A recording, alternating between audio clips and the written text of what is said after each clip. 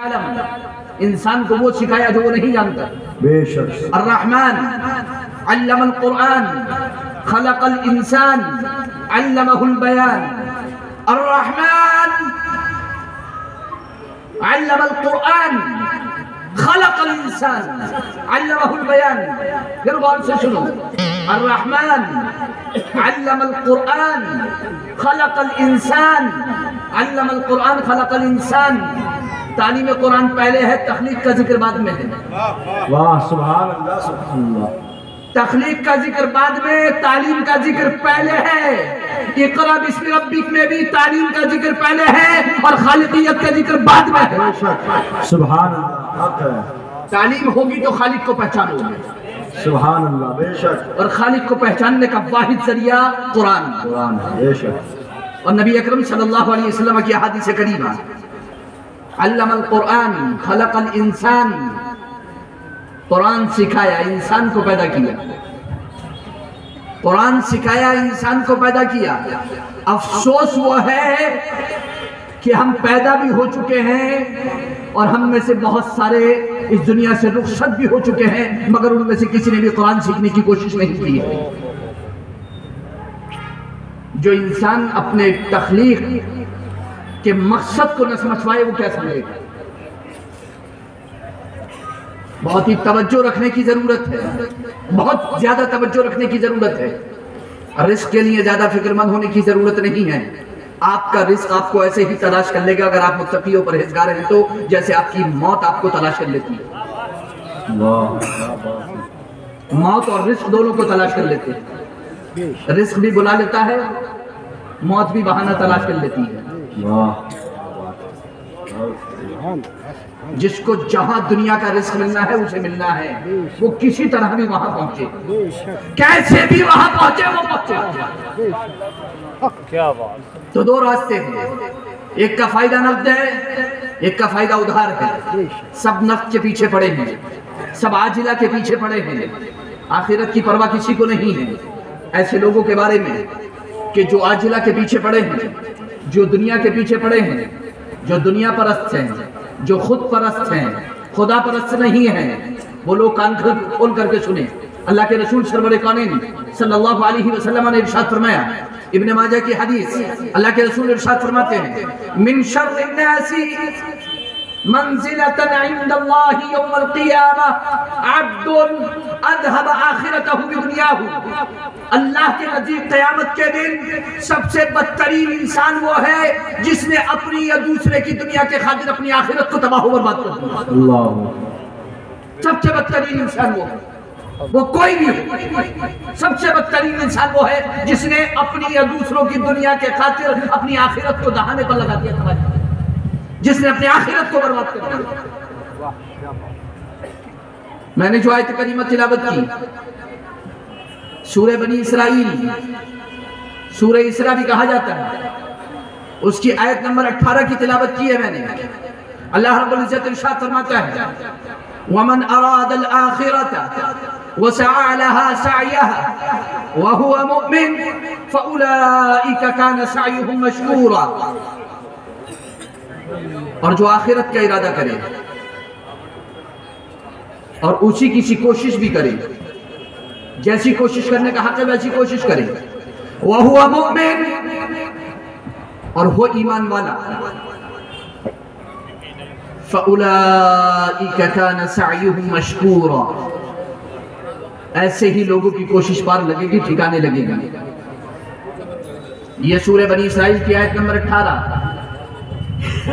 سورہ بنی اسرائیل کی آیت نمبر 19 اس سے اوپر ارشاد فرماتا ہے، من كان يريد العاجلة عجلنا له فيها ما نشاء لمن نريد ثم جعلنا له جهنم يصلاها مذموما مدحورا.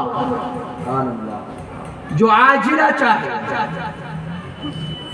عاجلہ جلد ملنے والی، لفظ بھی دیکھیں کیسا ہے، عجلت سے عاجلہ جلد ملنے والی یعنی دنیا.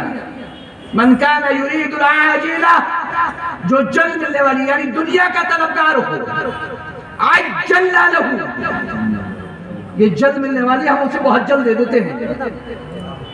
یہ جلد ملنے والی ہے مجھے جلد دے دیتے ہیں، یہ جلد ملنے والی ہے مجھے جسے چاہتے ہیں، جتنا چاہتے ہیں، جو چاہتے ہیں دے دیتے ہیں۔ سبحان اللہ۔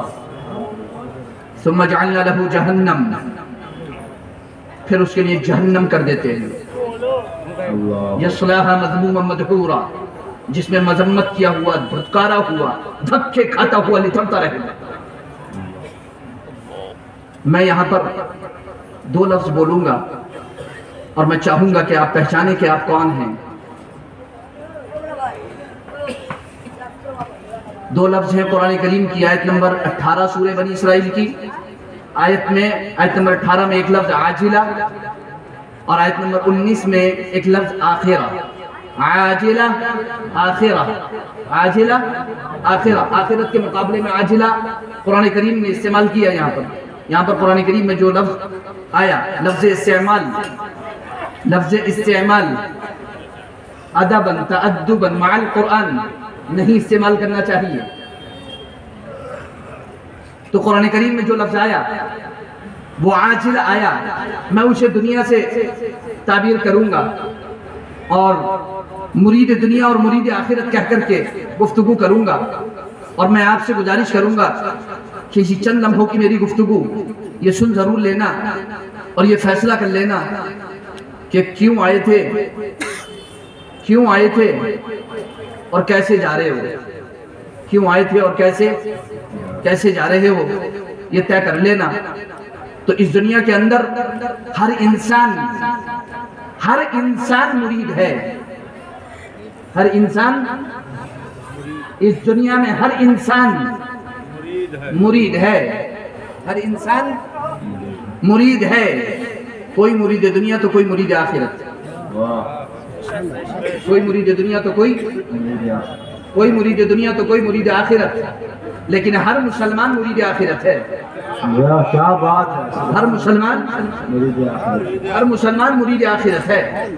اس دنیا میں ہر انسان مرید ہے، کوئی مرید دنیا کوئی مرید آخرت، ہر مسلمان مرید آخرت ہے۔ اور مرید آخرت کی منزل 4: شریعت، طریقت، حقیقت، معرفت۔ اس بارے میں ایک آدھ جملہ بتا دوں گا، چونکہ میں اس پر گفتگو کر چکا ہوں اسے مجددین میں، اس لیے اس گفتگو کو ریپیٹ نہیں کروں گا، اس گفتگو کو دہراؤں گا نہیں، کوشش کروں گا کہ میں آپ کے سامنے نئی گفتگو کروں۔ ہر انسان مرید ہے، کوئی مرید دنیا کوئی مرید آخرت، لیکن ہر مسلمان مرید آخرت ہے، اور اس کی منزل 4: شریعت، طریقت، حقیقت، معرفت۔ شریعت، طریقت، حقیقت، معرفت۔ امام ربانی، مجدد الفسانی، شیخ احمد فاروقی نقشبندی سرہندی علیہ الرحمت والرضوان مکتوبات شریف میں فرماتے ہیں، گناہ نہ کرنا شریعت، جھوٹ نہ بولنا شریعت۔ لفظ جھوٹ بولا امام ربانی نے، لیکن میں چونکہ جھوٹ ایک قسم ہے گناہ کی، اس لیے میں اس کو عام کرتا ہوں اور یوں کہتا ہوں کہ گناہ نہ کرنا شریعت۔ انہوں نے سمجھانے کے لیے لفظ جھوٹ بولا ہے کہ جھوٹ نہ بولنا شریعت، ہم اس کو عام کرتے ہیں، تھوڑا عموم پیدا کرتے ہیں اس میں۔ گناہ نہ کرنا شریعت، کوشش کر کے گناہ کا خیال دل میں نہ آنے دینا طریقت۔ سبحان اللہ۔ گناہ نہ کرنا شریعت، کوشش کر کے گناہ کا خیال بھی دل میں نہ آنے دینا طریقت۔ اور اس منزل پہ پہنچ جاؤ کہ کوشش بھی نہ کرنا پڑے تو پھر حقیقت۔ سبحان اللہ، کوشش بھی نہ کرنا پڑے، دل اتنا پاک ہو جائے، اتنا صاف ہو جائے، اور اس درجے کے آپ مرید آخرت بن جاؤ کہ آپ کے دل میں گناہ کا خیال ہی نہ آئے۔ اور اگر ما سوی اللہ سے اپنے دل کو پاک کر لو تو خدا کی قسم پھر معرفت کی منزل ہے۔ سبحان اللہ۔ غیر کے خیال سے بھی اگر پاک ہو جائے گا، گناہ کے خیال سے نہیں، غیر اللہ کے خیال سے، وہ کچھ بھی ہو، ما سوی اللہ جو کچھ ہے اللہ کے سوا سب سے دل پاک ہو جائے، اور وَتَبَتَّلْ إِلَيْهِ تَبْتِيلًا کی جیتی جاگتی تصویر بن جائے تو معرفت کی منزل پر۔ سبحان اللہ، سبحان اللہ۔ گناہ نہ کرنا شریعت، گناہ کے خیال نہ آنے دینا طریقت، کوشش بھی نہ کرنا پڑے اور خیال ہی نہ آئے تو حقیقت، اور غیر اللہ کے خیال سے بھی دل پاک ہو جائے تو پھر معرفت۔ اور مرید آخرت کی یہی 4 منزلیں ہیں۔ کیا بات ہے، کیا تقریر کا بعض مرید آخرت، بعض میں سمجھتا ہوں میری گفتگو آپ کو سمجھ میں آ رہی ہوگی، میں اس سے زیادہ آسان کر کے بول نہیں سکتا، کیونکہ یہ اس درجے کی گفتگو ہے کہ جو عوام کے درمیان اتنی آسانی سے نہیں ہو سکتی، لیکن میں کوشش کر رہا ہوں کہ میں بہت آسان کر کے بولوں، میں وہ الفاظ وہ کلمات بھی استعمال نہیں کر رہا ہوں جو ہمارے اماموں نے کیے ہیں، جو ہمارے علماء نے کیے ہیں، تاکہ آپ کے سمجھنے سے کوئی بات رہ نہ جائے۔ میں بہت ہی گفتگو کو بہت ہلکا کر کے آپ تک پہنچانا چاہتا ہوں۔ میں یہ چاہتا ہوں کہ میری ہر بات آپ کے دل میں اتر جائے، شاید کہ تیرے دل میں اتر جائے میری بات، انداز بیاں گرچہ میرا شوق نہیں ہے تو میری بات آپ کے دل میں اترنا چاہیے، اور میری بات اترنے کے لیے آپ کے دل میں، میری بات آپ کے دل میں اترنے کے لیے مجھے چاند بننا پڑے گا، سورج نہیں۔ مجھے چاند بننا پڑے گا، سورج نہیں۔ ہمارے علماء موجود ہیں، میں اپنے علماء سے کہوں گا اور تمام علماء سے کہوں گا کہ وہ چاند بنے، سورج نہ بنے۔ سوچ سکتے ہو کہ کیا بات ہے کہ چاند بننے کے لیے کہہ رہے ہیں، سورج بننے کے لیے نہیں کہہ رہے ہیں۔ امام عشق و محبت، امام اہل سنت، مجدد دین و ملت، الشاہ امام احمد رضا خان فاضل بریلوی علیہ رحمت و رضوان ارشاد فرماتے ہیں، عالم اپنے علم کے مطابق اگر عمل بھی کرے، عالم اگر باعمل ہو تو چاند ہے۔ سبحان اللہ، کیا بات ہے، بہت عمدہ۔ عالم اگر باعمل ہو تو چاند ہے، خود ٹھنڈا دوسروں کو روشنی پہنچاتا ہے۔ سبحان اللہ، سبحان اللہ۔ اور اگر عالم باعمل نہ ہو تو سورج ہے، خود جلتا ہے دوسروں کو روشنی پہنچاتا ہے۔ کیا بات ہے، نعرہ تکبیر، اللہ اکبر، نعرہ رسالت، یا رسول اللہ، اہل سنت، زندہ باد، سبحان اللہ۔ اور قدر تو آپ دونوں کی کرتے ہو، چاند کی بھی سورج کی بھی۔ افادیت و اہمیت سے دونوں میں سے کسی کا انکار نہیں۔ وہ اگر باعمل نہیں ہے تو اس کا بھگتان خود کرے گا، وہ علم کی روشنی تو آپ کو پہنچا رہا ہے۔ آپ یہ کہہ کر کے نہیں رد کر سکتے کہ تو باعمل نہیں ہے تو تیری بات کیوں مانے، لیکن ہاں اسے چاہیے کہ وہ باعمل ہو جائے تاکہ لوگ اس کی بات مانیں، سبحان اللہ، بے شک، تاکہ لوگ اس کی بات مانیں اور وہ پرتاثیر ہو جائے، وہ مؤثر ہو، اس کے کلام میں تاثیر ہو۔ دل سے جو بات نکلتی ہے اثر رکھتی ہے۔ یہ دل کیا ہے؟ اخلاص۔ اس دل کا نام ہے اخلاص۔ دل سے جو بات نکلتی ہے اثر رکھتی ہے۔ سبھی کے دل سے بات نکلتی ہے، بات تو سبھی کے دل سے نکلتی ہے نہیں، دل سے مراد اخلاص ہے۔ اخلاص سے جو بات نکلتی ہے اثر رکھتی ہے، بے شک، دل سے جو بات نکلتی ہے اثر رکھتی ہے، پر نہیں طاقت پرواز مگر رکھتی ہے۔ بے شک، اخلاص کی خوشبو ہونا بہت زیادہ ضروری ہے، کیونکہ علم، عمل اور اخلاص، علم، عمل اور اخلاص، علم اور عمل شریعت، اخلاص طریقت، سبحان اللہ، واہ، سبحان اللہ، علم اور عمل، شریعت، علم اور عمل شریعت۔ میں کیوں کہہ رہا ہوں علم اور عمل شریعت؟ علم والے بہت موجود ہیں، عمل نہیں کرتے ہیں اور کہتے ہیں کہ ہم شریعت پر عامل ہیں، ہرگز نہیں۔ ہم شریعت کو مانتے ہیں، شریعت پر چلتے ہیں، نہیں، شریعت پر وہی چلتا ہے جو اپنے علم کے مطابق عمل بھی کرتا ہے، بے شک، جو قرآن و حدیث کے مطابق عمل بھی کرتا ہے، جو باعمل ہو وہ ہے شریعت پر گامزن۔ ہاں، انسان کو چاہیے کہ وہ علم اور عمل کے ذریعے، علم اور عمل میں اخلاص کے ذریعے طریقت کی راہ پر آئے۔ بے شک، اگر کوئی طریقت کی راہ چلنا چاہتا ہے کوئی صوفیاء اکرام کی راہ پر چلنا چاہتا ہے، کوئی بزرگان دین اولیاء اکرام کی راہ پر چلنا چاہتا ہے تو اس کے لیے لازم ہے کہ وہ علم و عمل میں اخلاص پیدا کرے۔ جو انسان اپنے علم اور عمل میں اخلاص پیدا نہ کرے وہ کبھی بھی اس راز کو پا نہیں سکتا۔ امام ربانی مجدد الفسانی شیخ احمد فاروقی نقشبندی سرہندی علیہ رحمہ فرماتے ہیں 10 سال کے بعد یہ راز مجھے ملا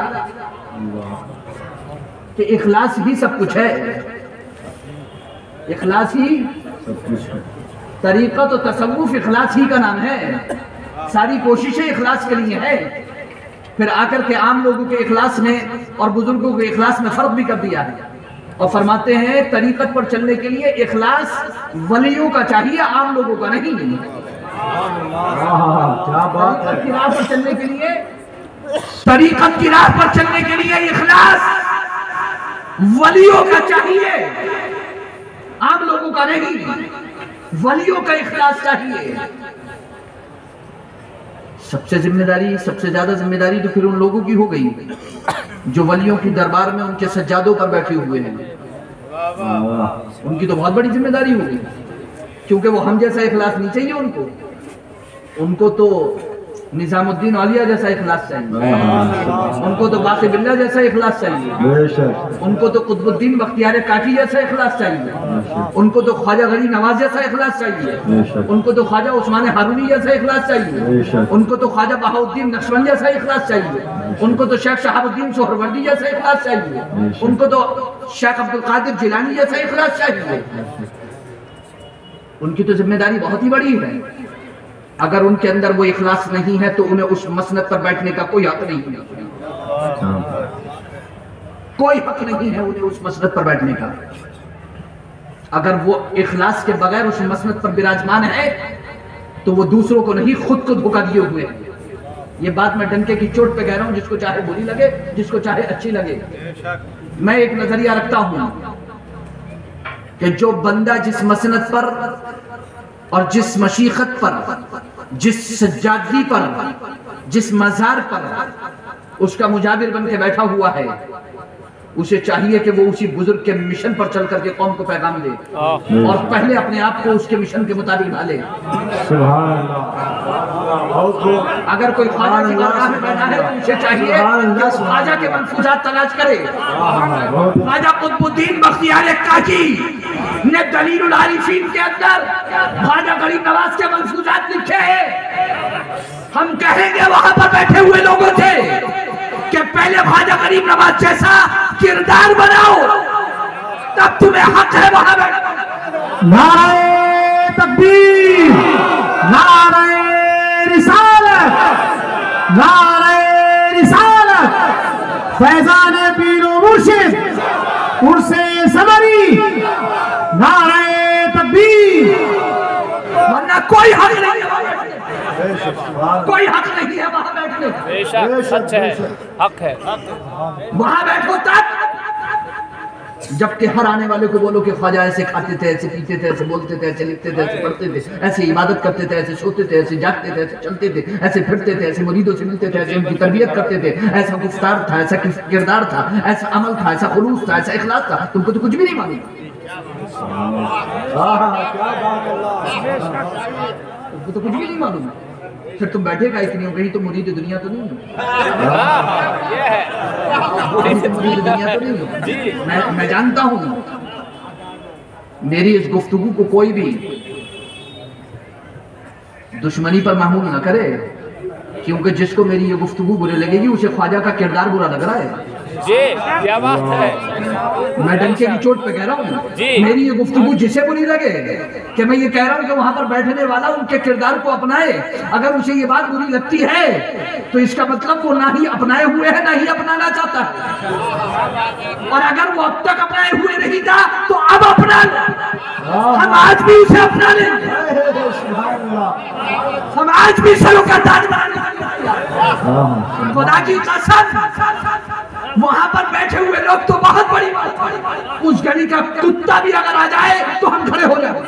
سبحان اللہ، نعرہ تکبیر، نعرہ رسالت، فیضان پیر و مرشد، پیر و مرشد کا دامن۔ سبحان اللہ، سبحان اللہ۔ یہ میرا اعلان یقیناً چھوٹا بڑی بات ہے، کیا بات ہے لیکن بات جب حق ہو جی تو منہ نہیں دیکھا جاتا، واہ واہ بات حق ہونا چاہیے، وہ چھوٹا ہو کے بڑا بات ہونا چاہیے۔